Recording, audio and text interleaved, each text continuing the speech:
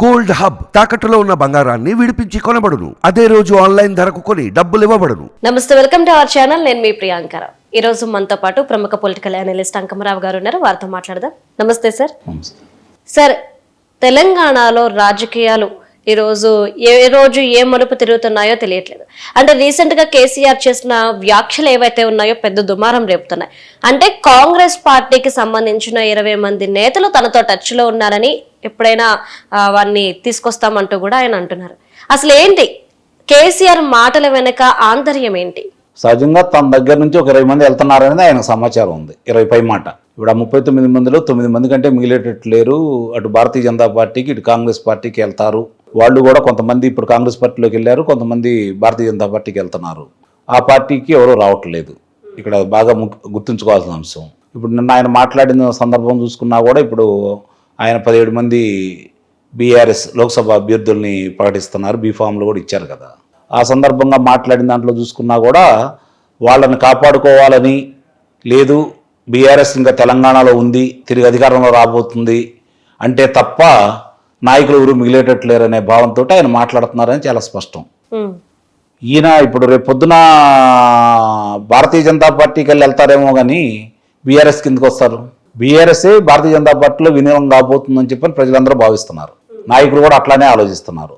దానికి ఇష్టం లేని కొంతమంది వ్యక్తులు కాంగ్రెస్ పార్టీకి రాబోతున్నారు. ఇప్పుడు భారతీయ జనతా పార్టీ గురించి ఒకసారి కనుక ఆలోచించుకుంటా ఉంటే ఇప్పటికీ ముఖ్యంగా పెద్ద తలకాయలే కేటీఆర్ గారు, కేసీఆర్ గారు తప్ప దాదాపు మిగిలిన వాళ్ళందరూ కూడా ఏదో పార్టీకి వెళ్ళి మొగ్గు చూపుతున్నారనేది ప్రాథమికంగా అందుతున్న సమాచారం.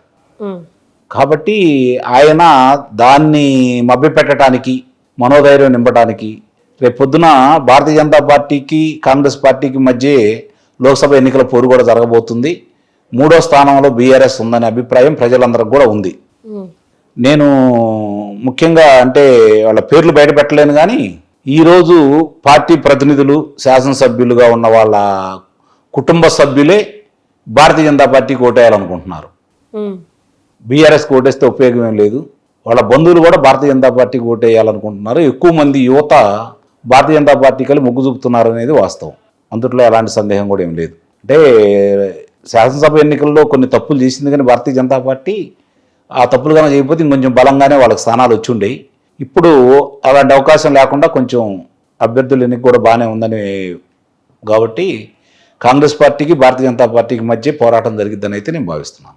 అంటే ఇప్పటికీ కేసీఆర్ టికెట్లు ఇస్తానన్నప్పటికీ కూడా ఎలక్షన్లో పోటీ చేయడానికి బీఆర్ఎస్ పార్టీ నుండి కొంతమంది బయటకు వచ్చేస్తున్నారు. అంటే ఉన్న వాళ్ళు కూడా వెళ్ళిపోకుండా ఉండడానికి, వాళ్ళని కాపాడుకోవడానికి ప్రయత్నం అంటారా? ఈ వ్యాఖ్యలను అలానే చూడొచ్చు. నిస్సందేహంగా అందులో అనుమానమే ఉంది. ఇప్పుడు ఆయన ఆ రోజు ఆయన ఏం చేశాడో ఆయనకి క్షుణ్ణంగా తెలుసు కదా. ఈ రోజు బాధపడతా ఉన్నారు కొంతమంది గురించి. వాళ్ళు అట్లా వీళ్ళు ఎట్లా వెళ్ళారు, అదే న్యాయం ఇదే న్యాయం అని. నీ దగ్గరకు వచ్చినప్పుడు వాళ్ళని అడగలేదు కదా. వాళ్ళు నీ దగ్గర నీ మీద ప్రేమతోటో నువ్వేదో విపరీతంగా పరిపాలన బాగా చేస్తున్నావు, రాష్ట్రాన్ని పైకి తీసుకెళ్ళిపోతున్నావు కాబట్టి ఇంకా అవతల పార్టీలకి మనుగడ లేదని చెప్పి నీ దగ్గర రాలేదు కదా. భయపెట్టావు, బెదిరించావు, ఏం చేయాలో చేసావు. నువ్వు అధికారం నీ చేతిలోకి వచ్చిన తర్వాత నువ్వు ఎన్ని ప్రయత్నాలు చేయాలో నువ్వు చేసావు.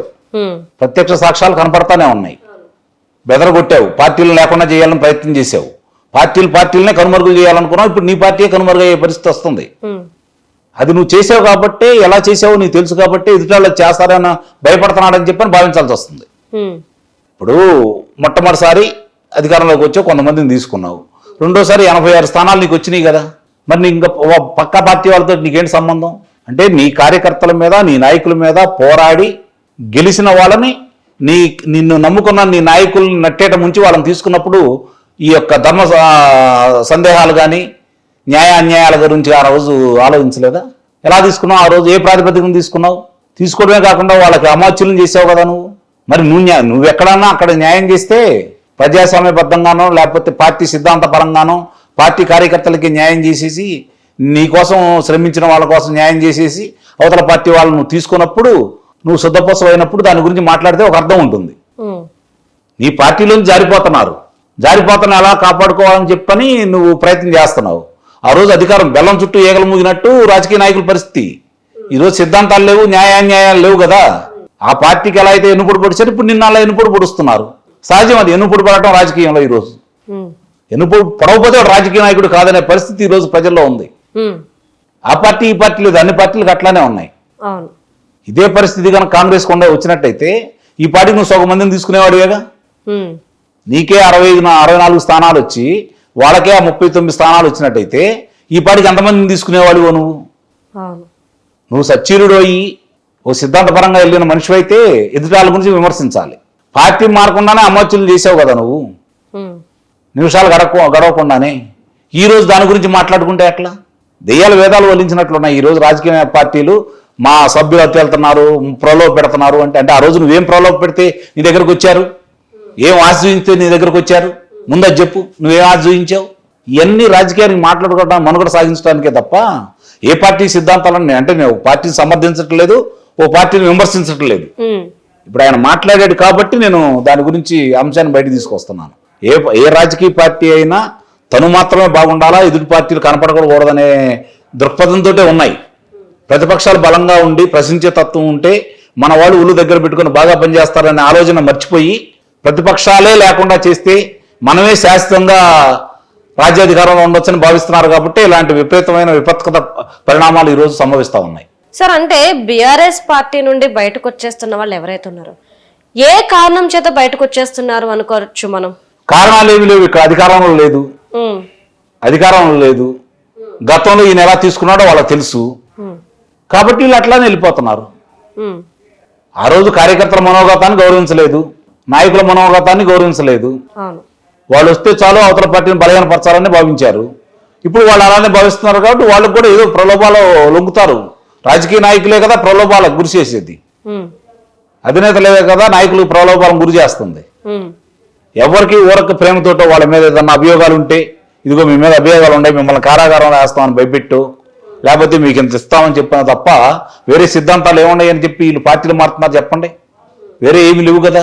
అధికార పార్టీలో ఉంటే దందాలు చేయొచ్చు, బెదిరించవచ్చు, కబ్జాలు చేయొచ్చు, యంత్రాంగం అంతా వాళ్ళ చేతుల్లో ఉంటుంది, అధికారులంతా వాళ్ళ చేతుల్లో ఉంటుంది, దోచుకోవచ్చు, దాచుకోవచ్చు అనే విధంగానే ఉన్నారు తప్ప రాజకీయ పార్టీలు ఇది మంచి చెడు ప్రజలకు మేలు చేయాలి అని చెప్పి ఆలోచించలేదు కదా. నువ్వు ప్రజా సమస్యల గురించి పోరాడి ప్రతిపక్షంలో ఉండి పోరాడావనుకో, అధికార పక్షం కనుక అనుకూలంగా లేకుండా మనం అనుకున్న పనులు చేయకపోతే ప్రజలే గమనించేసి అధికార పక్షాన్ని బుద్ధి చెబుతారు కదా. అంటే అంత ఓర్పు అంత ఓపిక మీ దగ్గర లేవు కదా పార్టీ మారే వాళ్ళ దగ్గర. ఏమనుకుంటున్నారంటే ఇప్పుడు మేము 30 కోట్లు ఖర్చు పెడుతున్నాం, మళ్ళీ ఎన్నికల్లో 40 కోట్లు పెట్టాలా, ఈ 30 ఆ 40 నేను 100 కోట్లు సంపాదిస్తే కదా మళ్ళీ ఖర్చు పెట్టేదని ఆలోచనలోకి వచ్చారు కదా. అది రాజకీయ నాయకులు కూడా తప్పుపట్టాల్సిన పని లేదు ఈ రోజు పరిస్థితి. ఎందుకంటే అట్లా తయారైంది. ప్రజలు డబ్బు ఇచ్చేవాడిని చెప్పు తీసుకొని కొట్టి ఎదవా నాకు డబ్బులు ఇస్తా ఉంటారో నా ఆత్మసాక్షిగా నేను ఓటేస్తాను ఎప్పుడైతే ప్రజలు అంటారో ఈ లంచాలు పోతాయి, ఈ దోపిడీలు పోతాయి, ఈ కబ్జాలు పోతాయి. సరైన మార్గంలో ఒళ్ళు దగ్గర పెట్టుకొని మనం గనక సన్మార్గంలో లేకుండా దుర్మార్గంగా ప్రవర్తించేసి ఓటర్లని ప్రజల్ని ఇబ్బంది పెడితే మమ్మల్ని ఓడిస్తారనే భయం గనక నాయకుల్లో కలగజేస్తే ప్రజలు వీటన్నిటికీ పరిష్కారం దొరుకుతుంది. అప్పటిదాకా వాళ్ళు ఎటు వెళ్ళారు వీళ్ళు, ప్రజలు కూడా అదే అనుకుంటున్నారు. అధికారం ఎవరుంటే వాళ్ళకల్లే ఉంటారు, లేకపోతే అవతలకి అధికార పార్టీలోకి వెళ్తారని చెప్పి అనుకుంటున్నారు. అసలు ఈ నాయకుల గురించి పట్టించుకునే పరిస్థితి కూడా ప్రజలు కనపలేదు. Okay, right. Thank you so much sir.